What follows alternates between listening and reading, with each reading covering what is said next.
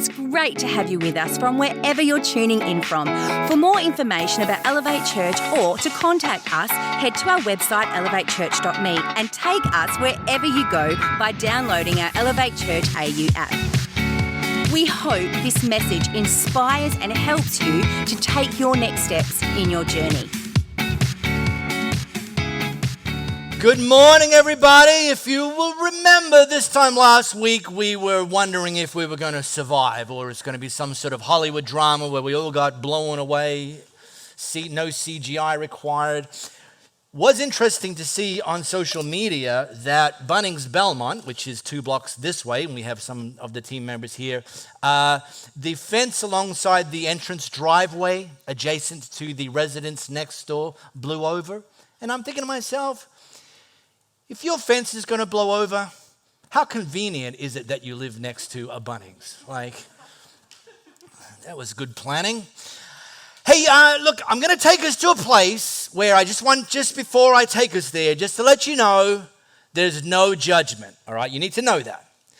But here's my question. Has anybody here ever eaten more than you initially planned to eat? Anybody? I mean, you know, Yaka, you know the deal. You know, both of my hands are up. You go and you get the family block of Cadbury's Dairy Milk and you break off one row and you say to yourself, that's me for tonight. And you put the rest back in the fridge, by the way, which is the correct place, not the pantry. And you go to the couch with your one row of Cadbury Dairy Milk chocolate, only to find yourself 5 minutes later opening that fridge door. And now you're contemplating, should I break off another row or should I just be honest with myself and take the block with me back to the couch? I mean, that's the sort of thing, you know. You bought the family pack of Smith's Crisps and you're telling yourself that's a week's supply, and yet the next day you're back at the supermarket buying another pack of Smith's Crisps. Or this one, you buy the 4-pack of Magnum ice creams and you say to yourself, that's a month's supply right there. It's going to be one Magnum as a treat every Friday night. I work hard on a Friday night. I deserve a Magnum, 1 month's supply. And, well, let's just say didn't quite last a month. It's what we call a snacksident. And we've all had snacksidents because of the reality that, you know, and I think it's a metaphor for life, it's easy to get caught up in always wanting more and thinking that we're one Magnum away from happiness or we're one purchase away from happiness. That if I can just get the next thing, then I'll be happy. And you get the next thing and you play for it for a little while and then your mind shifts to the next thing. And we've just kind of can get caught up in that.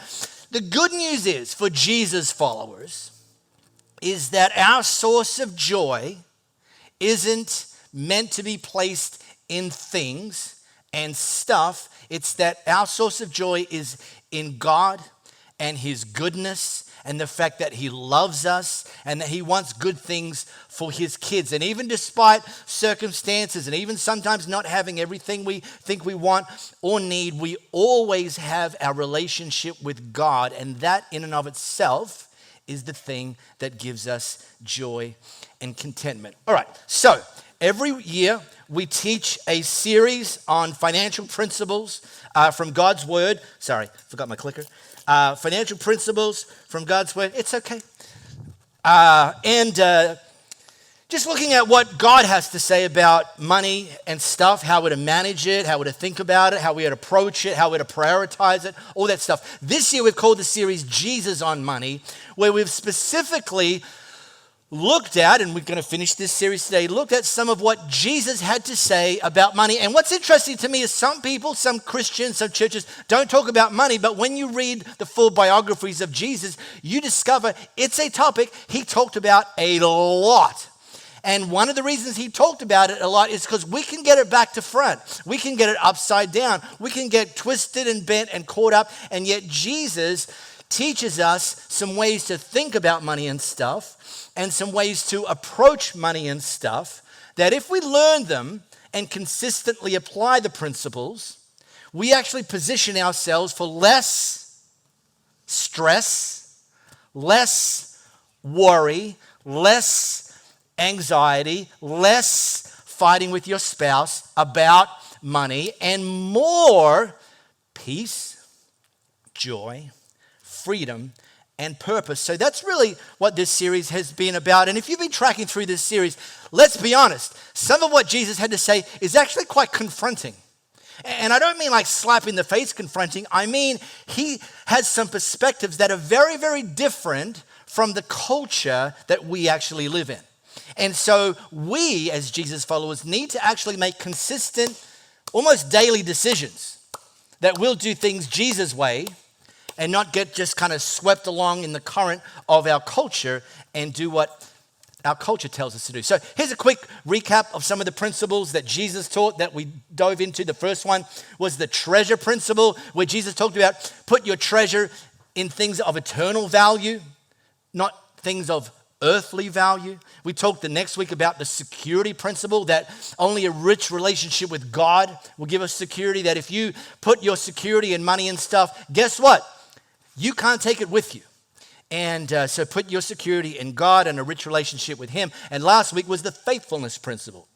If we're faithful with a little, God can trust us with more. So if you missed any of those, you can listen to them on our podcast. Scan the flow code. It can take you there. Today, I want to finish off talking about the generosity principle. And the generosity principle, this is super memorable, is this: you can't outgive God. That's it.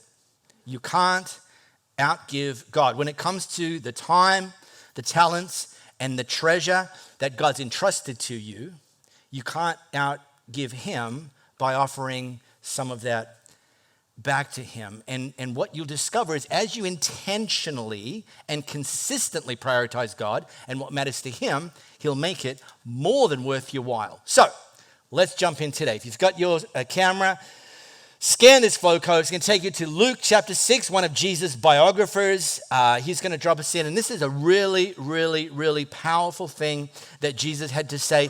And what we discover, by the way, in all of these principles, even though this series is about money, and we've called it Jesus on Money, and there's a very deliberate, intentional emphasis on how we're to think about money, handle money, these principles apply to everything that God's entrusted to us. They apply to our time. Are we using those things to prioritize God and what matters to Him? The talents that He's given us, are we using those to prioritize God and the stuff that matters to Him? And yes, our treasure, our money. So here's one example of a teaching that Jesus kind of, well, let's just see what He had to say about it. Do not judge others, and you will not be judged. Now, we could just stop there and all go home. That's it. That's the message right there. That's a word for somebody this morning. Or you're thinking, no, not me, but you know somebody. Well, look, okay, sure. Not you. Do not condemn others, or it will all come back against you. Forgive others, and you will be forgiven. That's a thing. Give, and you will receive. Your gift will return to you in full, pressed down, shaken together to make room for more, running over and poured into your lap. Say this bold word with me. The amount you give will determine the amount you give back. You will notice that there's two dynamics in play here. And these dynamics actually point to the law of sowing and reaping. Okay? There is a lot of universal laws that God's set in from the beginning of time that play out whether you know them or not, whether you like them or not, whether you even fully understand them or not. One of them is the law of sowing and reaping, which is exactly what it sounds like. Whatever you sow, it's an agricultural term, whatever you sow, that's what you'll reap. If you want to reap tomatoes, sow tomato seeds. If you want to reap grapes, put in some grape cuttings. It works positively or negatively too, by the way. If you want to have a vibrant, positive, healthy friendship group, don't sow gossip, cynicism, criticism, because whatever you sow, this is the law. You can't change it. Whatever you sow in time, that's what you'll reap. So Jesus gives a list. He gives a list of things that, and by the way, can I just put my Captain Obvious hat on for a second? Sowing comes first. Like, we like the reaping bit if it's good, but understand sowing comes first. And we don't reap if we don't first sow. So Jesus got a list. Sow, not judging.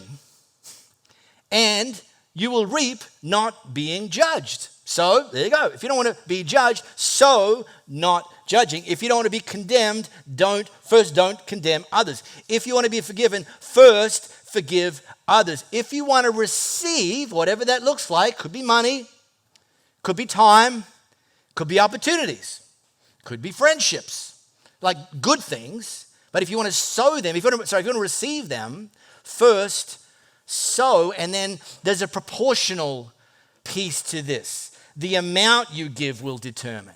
See, and I'm an urban farmer. I know this. If I want 10 tomatoes at the middle of summer, I probably only need to sow 1 tomato plant.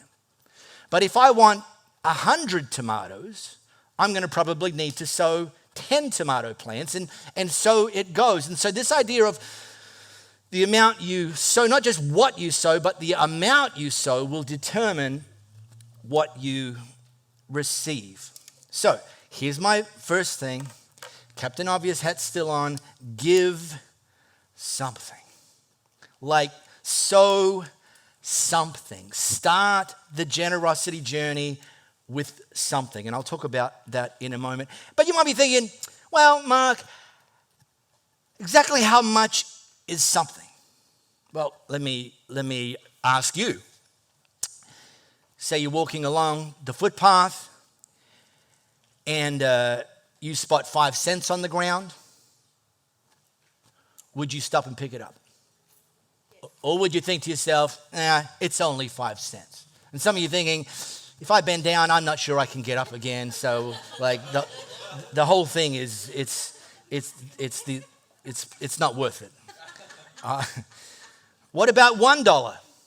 Shiny $1 gold coin? Would you pick? What about $2? Harder to see, but worth twice as much. I remember a few years ago, was scheduled to go out for a run, training run, jogging run.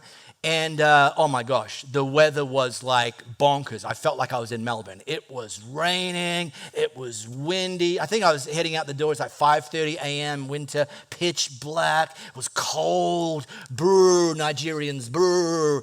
Like the word. And I'm like, nah, man, I'm committed. I'm doing this. So I went for a run, and sure enough, I was the only idiot out there running along the footpath, you know, me and nobody, Billy no mates. But here's the thing. As I came home, and I was about 2 blocks from my house, I turned in the street around the corner from us, and there in the middle of the street was a $20 note. And I thought to myself, I'm bending down and picking that up. And I did. I got paid $20 to go for a run that morning. And no one else picked that up because they were all still in bed, soft, or on a treadmill somewhere. So this idea is something, it's kind of a relative thing, like, and this is why God doesn't actually prescribe an amount, because it's actually going to be different for different people. So no one can say to you, give this amount. But for some people, it's about taking the first step. If you haven't yet gotten on the generosity journey, give something. And the mistake I've seen some people make, and it's observation, not criticism, is thinking that the something that they've kind of are considering giving is like, it's just too little. And therefore it's like, what's the point? You know, like if I gave that, I mean, come on, it's not going to really make a difference. And I do think the amount matters ultimately, but before the amount is just the idea that you take a step. And baby steps count. So if your first step is a baby step, it's still a step. it's still a demonstration to God. You know what? This is new to me. I'm a little bit terrified. I'm not sure if I can afford this. But you know what? I'm just gonna trust you. I'm going to give something. And what we're about to see is that even every little act of giving, God sees, God notices, and it matters to him. I'm about to show you an example. And this is a kind of a crazy example. So we're about to drop into a slice of history where Jesus and his 12 merry men were at the temple, and there was an offering box in the Jewish temple. And so during the course of the sort of service or ceremony, people would come forward and place their offering in the offering box. Well, in this occasion, Jesus was sitting next to the offering box, which is terrifying, watching people bring their offerings. Also terrifying. And we will see Mark record that many rich people came and gave a large amount. Cool. And then a poor widow came and dropped in 2 small coins. And Jesus called his disciples to him and said, I tell you the truth, this poor widow has given more. See, this isn't a maths exercise, because if it was a maths exercise, she didn't give more. But if it's a sacrifice exercise, if it's a faith exercise, if it's a priorities exercise, if it's I actually don't really have this spare lying around unaccounted for, but I'm going to give it anyway. Jesus noticed that. And he said, more than all the others who are making contributions, for they gave a tiny part of their surplus, but she, poor as she is, has given everything she had to live on. This is another example of, in the culture that we live in, the big splashes, the big amounts, those are the ones that get the headlines. Jesus didn't say those were unimportant, but he made the hero of this story the poor widow, who, quote, only gave 2 small coins. Trust that as we give God our first and best, he'll take care of the rest. Now, I've been alluding to this idea that generosity is a journey, okay? And it's something that we have to take a first step, even if it's a baby step. And it's something that we can continue, and God calls us to continue to progress on the generosity journey. And it kind of looks like this. Step 1 is recognizing that God blesses me. God blesses you. He blesses you with time, with talents, and treasure. In fact, Jesus' half-brother James said it this way: all good gifts come from heaven above. So all the good things in your life ultimately came from heaven above. And you might think to yourself, no, they didn't. They came from my boss who wrote the paycheck. No, here's the thing. God gave you the skills and the opportunity to get that job. And you took your time and your talents to that job, and God used that whole scenario to cause your boss to give you money. But all good things ultimately come from heaven above. And when we get that changes everything. And we've been saying this through this whole series. One of Jesus' biggest ideas that we can get our heads around is God's the owner and we're the manager. And he doesn't give us stuff, he entrusts us with stuff. And then he asks us to manage it in a way that brings him glory. Manage it in a way that demonstrates faith. So, step 1, God blesses me. That's a good start. Then I bless others. 2 weeks ago, when we talked about the security principle, we identified a guy who became known as the rich fool. And the reason he was called a fool wasn't because he was rich. Jesus had no problem with that. It's because he thought all of the things that had come his way, all of the blessings, all of the produce, all of the provision was actually about him and only for him. He didn't get to step 2. He was just kind of camped out in step 1, building bigger barns for all the stuff that God was blessing him with, he didn't take the next step on his generosity journey to bless others. And then here's the third one. And some people squirm when this one comes out. So just check yourself about what happens when I put up step 3. Just check yourself. You ready?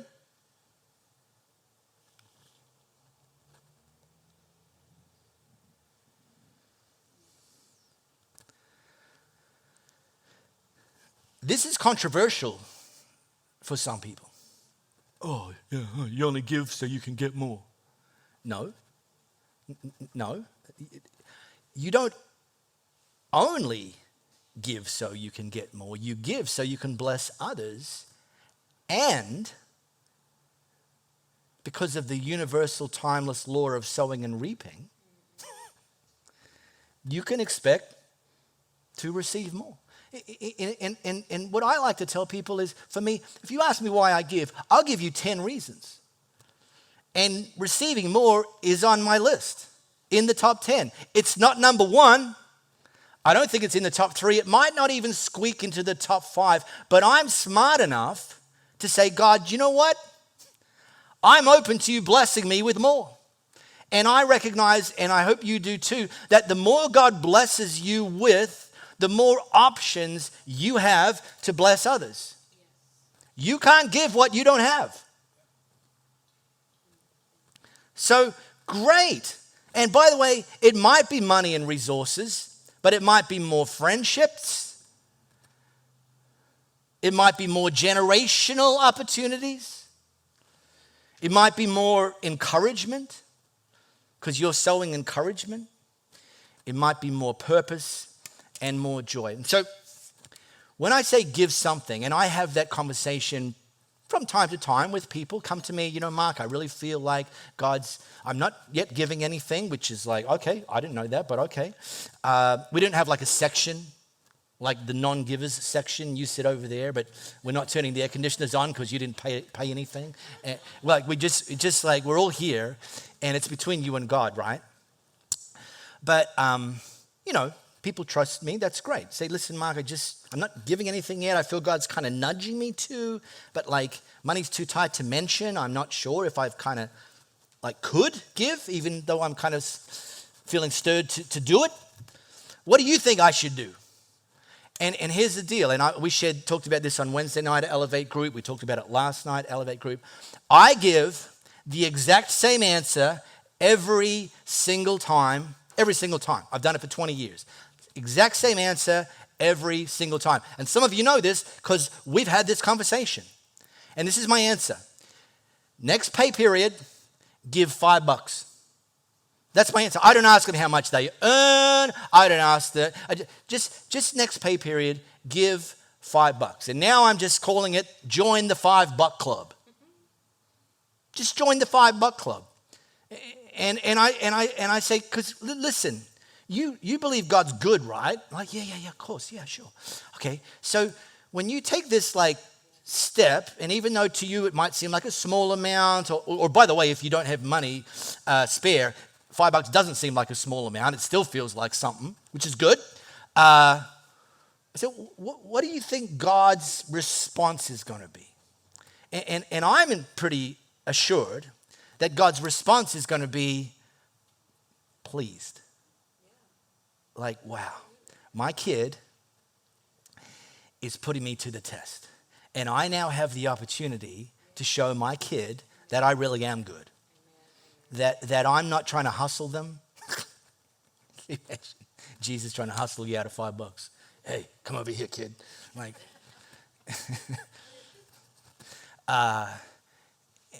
and God promises that as we trust Him, we actually start to open up our lives for Him to actually pull more into it. And He wants to do that anyway.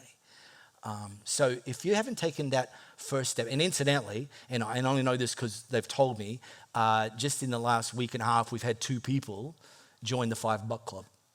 And I'm like, you go. Like, yeah, come on. Because I've said to them, I want to have this conversation again in 5 years' time. When you've consistently, and you might have taken next steps and so, because I think you've just opened something, well, no, sorry, I don't think. I know for sure you've just opened something up in your world, in others' world. And I want to, let's revisit this conversation in 5 years' time, because I think everything will have changed for you. So join the $5 club, give something, take a step, and then give consistently. And this is important. You know, if you want God to pour more in consistently, then sowing and reaping says that the smart move is to give consistently. And Louie and I do this, and I've told you before, these days in 2026, it's easier than ever before. We get paid fortnightly, so on the morning of payday, I get up and the first thing I do is turn on my coffee machine. The second thing I do is go to the toilet. Let's skip over that quickly. The third thing I do, not while I'm on the toilet, but the third thing I do on payday every 2 weeks is I open up our ANZ banking app, and the first thing I do is give our first, and we give more than 10%, but that's not the point. The point is, it's the first thing I do. And then I say, okay, mortgage provider, you can be second. Okay, electricity provider, you can be third. Okay, insurance provider, you can be fourth. There's a list. But it's almost like symbolically, I make sure God is first on that list. And here's the thing, that doesn't make sense to a lot of people, like giving money away. And I know this because I remember a couple of years ago, we were changing mortgage brokers. And so new mortgage broker, they needed to get all of our financial statements and see, where we're at and what's happening, whatever. So we send everything across to this new mortgage broker. And normally she would just email me back, okay, cool, thanks for submitting that, Mark. Here we can go, we can do this. She phoned me. Now in 2026, when I phone you or you phone me, I assume this can't be good. People don't phone people. She phoned me and I'm looking at her number and I'm like, well, this can't be good. So I'm like, hi, what's up? Oh, listen, Mark, just going through your bank statements, and I see every 2 weeks there's this line item that says Elevate Church. What is that? Do you owe them money? Is it a membership fee? What's that all about? And I'm like, it's giving. We give every 2 weeks. She's like, whoa, stop.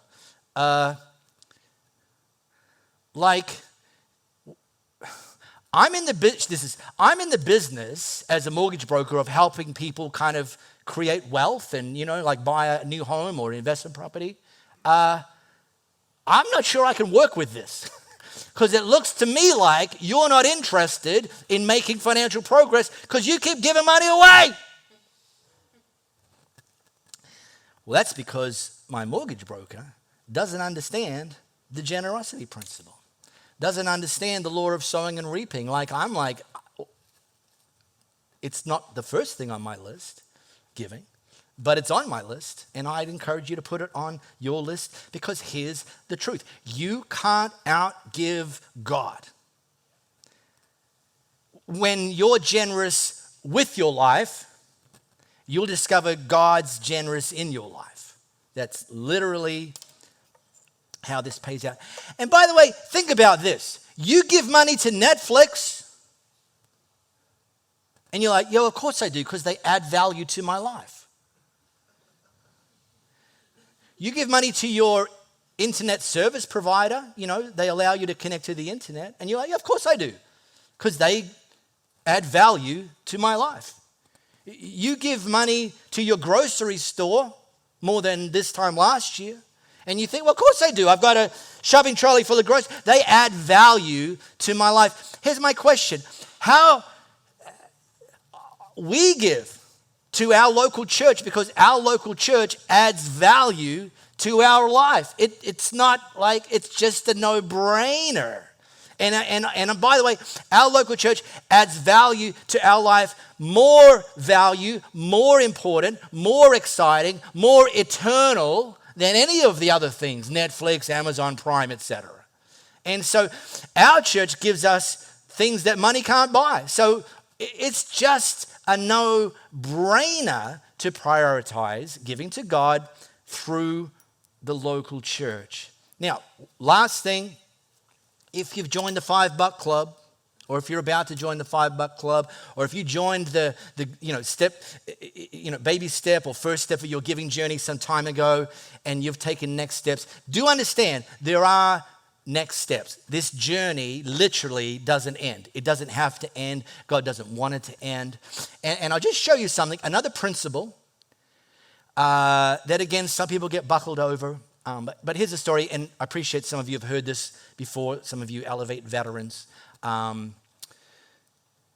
20 years ago at our last church, Louie and I working there, Riverview Church, just down the road, we wanted to just come up with a pretty kind of punchy summary of what does the Bible have to say about this idea of giving in one sentence. And thankfully, we had a guy on our team who's like super smart. He's a doctor of theology. His name is Dr. Mike O'Neill. And we gave him that was the project. Mike, come up with one line that summarizes everything in the Bible, one line, about giving. I didn't want that assignment. I'd be like, did you say one line or 1 kilo of paper? So off he goes, and he came back, and he literally came back with this. The first 10%, which is often known as the tithe, is both a goal and a minimum. And we were like, okay, thanks, Mike. You can go now. Back to your wherever smart people go. And what this really points to, and I love to be able to share this with people, is that when you start the generosity journey, you don't have to start at 10%. Like some churches teach that. Give 10% or you're not a Christian. You don't trust God. It's like, listen, it's a journey. Join the $5 Club and have a goal to one day have grown your faith and maybe resources, etc., to be in a place where you're able to give your first 10%. But then there's this second piece to it. It's like the same faith journey, the same growth journey, the same provision journey. You don't have to then rip the handbrake on just because you got to 10%. It's like you can just keep going on this generosity journey. So I would encourage you to bottle that thought, keep it.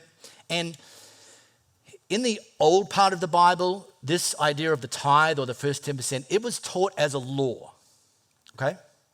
And the Jewish people were essentially required to do it. We're not under the law anymore. We're under grace. Jesus has abolished the law. We still learn from the law, but we're not like subject to the law. But here's the thing. We don't give because we have to. We give because we want to. We give because we get to.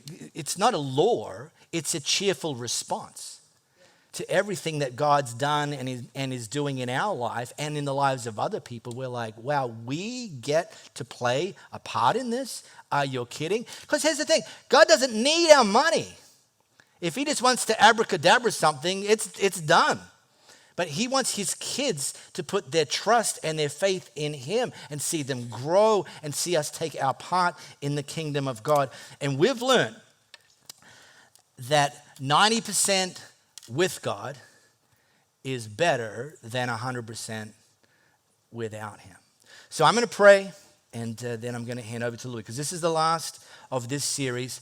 And I really do trust, when you look at some of what Jesus teaches about how the kingdom of God works while we're stuck here on earth, and it doesn't always look like that.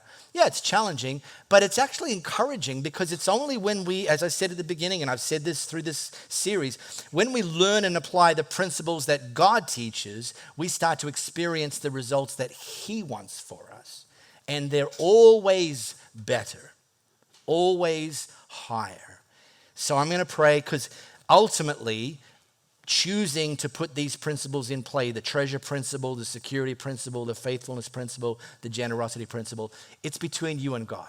And for the most part, no one else is going to know if you did all of them or none of them, because it's between you and him. So I'm just going to pray. God, I thank you that you have revealed to us through your son Jesus, some of these super important principles of how the kingdom of God works here on earth when it comes to thinking about and managing money and stuff. And God, even if you're shaking our tree and causing us to feel uncomfortable and stretched, great. Like, we don't want to play it safe. We're not here to play the maintenance game. God, we just put ourselves in your hands. We surrender. We open our hearts up to you in both faith and obedience. And God, I trust that all of us will get this increasing revelation that we don't got to give, we get to give. That it's very much a cheerful response to you who gave everything to us and continues to give everything to us. In Jesus' mighty name, amen. We really hope you got a lot out of this message. If you live in the Perth area, we'd love for you to join one of our live experiences. For times and directions, as well as information, head to our website, elevatechurch.me. For those of you beyond the Perth area, we'd love for you to connect with our online experience, which premieres every Sunday via YouTube and Facebook Live, and on demand immediately after. And to partner with us to reach more people by giving financially, head to our website, elevatechurch.me, and also download our Elevate Church AU app.